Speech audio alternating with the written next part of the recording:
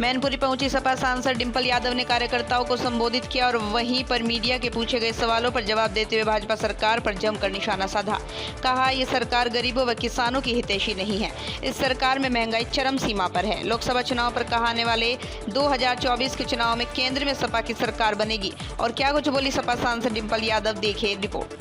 मैनपुरी मेरा क्षेत्र है तो इसके लिए मकसद की ज़रूरत नहीं होती है। लगातार जी जन सुनवाई सुनिए जी लोगों की समस्या जी हम लोग काफ़ी सारे, क्योंकि बारिश बहुत तेज़ हो रही है और मैनपुरी में काफ़ी घटनाएं हुई हैं, तो हम यहाँ परिवार वालों की मदद करने के लिए आए थे, जिससे मैं मिलके गई थी पिछली बार। तो उनको मैंने वादा किया था कि आपकी सहायता की जाएगी समाजवादी पार्टी द्वारा, तो उसी कार्यक्रम के अंतर्गत आज हम मैनपुरी आए। कितनी संख्या रही होगी सांसद जी आश्रितों को मदद देने वाली?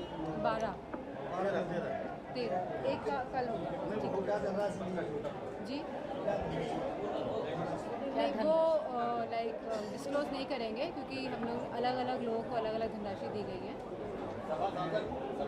ये दैवीय आपदा वाले लोग थे या कोई ऐसे भी थे जो क्राइम में अपना परिजन खो बैठे? मैं समझती हूँ एक क्राइम वाले भी थे और दैवीय आपदा वाले भी थे और दुर्घटना वाले भी थे। कवित्री मधुमिता हत्या सरकार ने उनके आरोपियों को बरी किया है और जो मधुमिता उनकी बहन सुप्रीम कोर्ट दी गई है, उनको राहत नहीं मिली। क्या सरकार इसी तरीके से जो आरोपियों, बहुत ही निराशाजनक स्थिति है उत्तर प्रदेश में महिलाओं के लिए, और मैं समझती हूँ कि गुजरात में भी इसी तरह का किस्सा है, जहाँ पे जो लोग कन्विक्ट किए गए थे उनको रिहा किया गया है और जहाँ पे भाजपा के लोगों ने उनकी फूल और मालाओं से उनका स्वागत किया है। तो बहुत ही अलग परिस्थितियाँ हैं भारत जिससे गुजर रहा है, जहाँ एक तरफ महिलाएं सुरक्षित नहीं है और जो लोग कन्विक्टेड है उनको छोड़ा जा रहा है और भाजपा के लोग उनको मालार्पण करके उनका स्वागत कर रहे हैं। तो अलग तरह का मैसेज दिया जा रहा है पूरे देश भर में महिलाओं के खिलाफ। कहा यह जा रहा है उनके अच्छे आचरण के चलते उन्हें छोड़ा गया है। मैं समझती हूँ कि जिस तरह की घटना थी, जहाँ महिला प्रेग्नेंट थी, जहाँ उसके साथ लगातार दुष्कर्म किया गया, जहाँ उनके परिवार वालों को मारा गया, तो इस तरह का जो छोड़ा गया है, मैं समझती नहीं वो ठीक है। ओम प्रकाश राजभर हमेशा विवादों में रहते हैं। एक कौम के ऊपर प्रहार किया है और कौम के ऊपर अभी हाल ही में आप सबको देखना चाहिए कि उन्होंने चंद्रयान पे क्या टिप्पणी करी है, तो सबको इस बात का संज्ञान और सबको इस बात का पता चल जाएगा कि ओम प्रकाश की खुद की अंडरस्टैंडिंग क्या है मामलों को लेकर। अब वो खाली मीडिया में बने रहने के लिए इस तरह की टिप्पणियां करते रहते हैं। सपा सांसद सब्बीकुर रहमान वर्ग ने कहा है कि योगी जी हमारे दोस्त हैं, दुश्मन नहीं है। अचानक इस तरीके का किसने कहा है? सपा सांसद हमारा कोई भी दुश्मन नहीं है। हम लोग हिंदू हैं और हिंदू धर्म का जो धर्म है वो सनातन धर्म है, तो सनातन धर्म में कोई दुश्मन नहीं होता है और मुझे खुशी है अगर उन्होंने ये बात कही है तो। मैडम, सबसे ज़्यादा सत्ता पक्ष को इस समय जो है व्याप्त वो सपा से।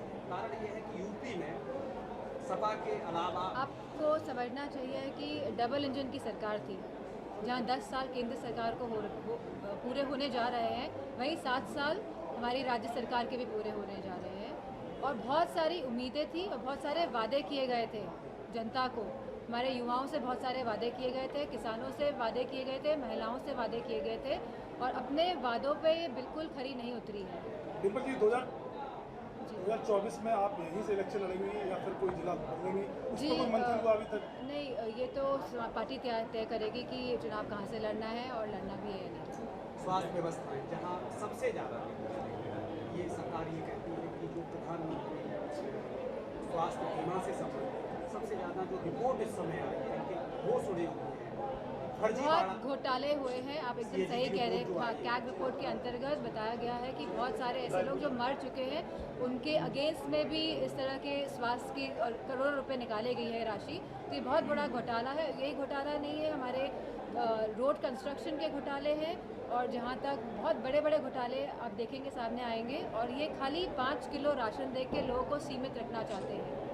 लोगों को जहाँ ये बात करते हैं कि लोग पर्याप्त बने, आत्मनिर्भर बने, लेकिन ये निर्भर रखना चाहते हैं। ये नहीं चाहते हैं कि समाज एक साथ आगे बढ़े। तो लोगों में फूट करवाते हैं और शासन करने की इनकी खाली रणनीति रहती है। डिम्पल जी, आप मैनपुरी के सांसद हैं, लगातार मैनपुरी में प्लॉटों पर और मकानों पर कब्जे हो रहे हैं। हर दूसरी शिकायत एसडीएम कार्यालय पे यही है। ये स्थिति पूरे उत्तर प्रदेश में है कि लगातार प्लॉटों के कब्जे हो रहे हैं और इस तरह की घटनाएं सामने आ रही है और ये राज्य सरकार लगातार जो ट्रांसफ़र वाली पॉलिसी लेके आ रही है कि परिवार में 5,000 रुपये में ट्रांसफ़र कर सकते हैं, ये क्यों लाई जा रही है बार बार ये पॉलिसी? इसी के अंतर्गत लाई जा रही है। मणिशंकर अय्यर ने प्रधानमंत्री नरसिम्हा राव को भाजपा का पहला प्रधानमंत्री बताया है। मुझे इस बात का संज्ञान नहीं है।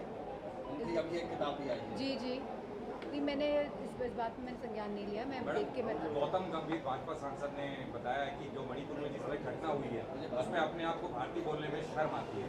तो इस तरह के बयान को भाजपा का सांसद द्वारा आप किस तरह से देखती हैं? मैं समझती हूँ उनमें हिम्मत थी जो उन्होंने प्रखर होकर अपनी बात रखी है, क्योंकि संसद में मणिपुर के 2 सांसद थे और उनको बोलने तक की अनुमति नहीं दी गई। तो आप समझ सकते हैं कि कितना उनको दुख पीड़ा रही होगी कि वो अपने प्रदेश के लिए नहीं बोल पाए। जब पूरी बहस ही मणिपुर में होने के नाम पे शुरू हो गई थी, तो सरकार बहुत ही संवेदनहीन सरकार है।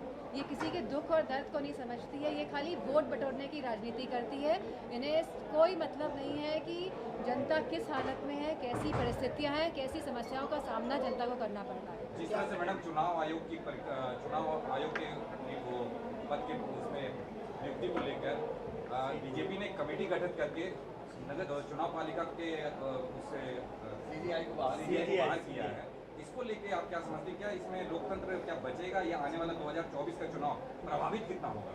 मेरा अनुमान है कि 2024 का चुनाव है वो हमारे संविधान जो बाबा भीमराव अंबेडकर जी ने दिया है उसको बचाने का ये चुनाव है। जहाँ तक 80% की राष्ट्रीय जिसने बात करी है, तो हम सभी चाहते हैं कि जो आखिरी पंक्ति में जो इंसान खड़ा है, जो हमारे देश के लोग खड़े हैं, उनको हक और सम्मान